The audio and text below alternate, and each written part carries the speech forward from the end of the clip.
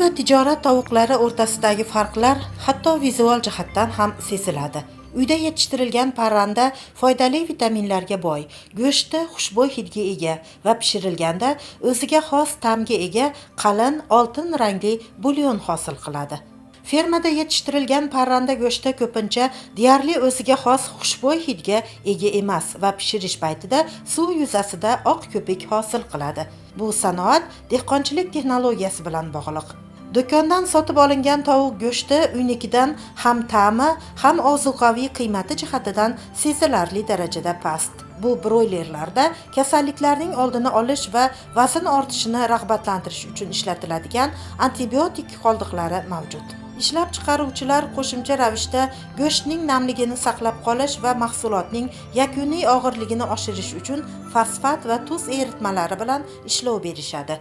Bu ishlov berish go'shtni suvli qiladi, uni o'ziga xos xushbo'y hiddan mahrum qiladi va pishirish paytida oq ko'pik paydo bo'lishiga olib keladi. Kimyoviy moddalar mushak tolalariga chuqur kirib borishi sababli shunchaki jo'mrak ostida chayish muammoni hal qilmaydi.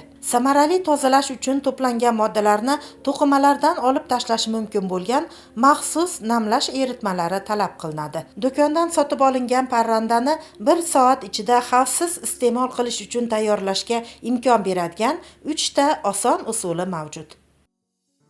Birinchi usul: tuz usuli. 1 litr sovuq suvda 1 yoki 2 qoshiq oddiy tuzni eriting. Tovuq yoki tovuq qismlarini tayyorlangan eritmaga soling va 1,5-2 soat davomida muzlatgichga qo'ying. Tuz astmatik bosim hosil qiladi. Bu esa suyuqlikni, shuningdek, erigan kimyoviy moddalarni mushak tolalaridan chiqarib yuboradi.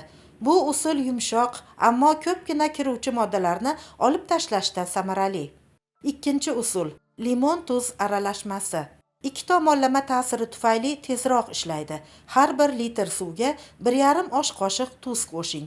Yarim limon sharbati va bir nechta sitrus bo'laklarini qo'shing. Go'shtni eritmaga botiring va 1 soat davomida muzlatgichga qo'ying. Limon kislotasi tola tuzilishini yumshatadi va fosfatlar antibiotiklarni olib tashlashni tezlashtiradi. Uchinchi usul: sirka vannasi. Eng tez tozalash usuli hisoblanadi. 1 litr sovuq suvga 1,5 osh qoshiq olma sirkasi qo'shing. Ushlab turish vaqti 30-40 daqiqa.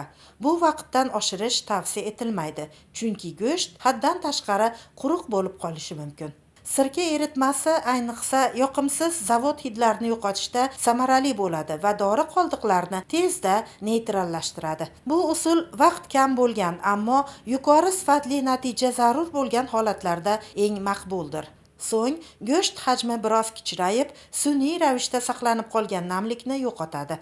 Suvlilik va loyqa ta'm yo'qoladi va go'sht parranda go'shtiga o'xshash qattiqroq tuzilishga va tabiiy xususiyatlarga ega bo'ladi. Endi tovuqni toza suv bilan yaxshilab yuving va qog'oz sochiq bilan quriting.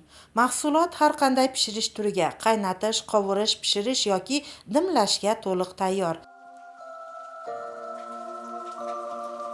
Muayyan usulni tanlash mavjud vaqt va shaxsiy xohishingizga bog'liq, ammo 3 ta variant ham amalda samarali ekanligi isbotlangan. Ushbu oddiy usullardan muntazam foydalanish do'kondan sotib olingan tovuqni xavfsizroq va mazaliroq qiladi.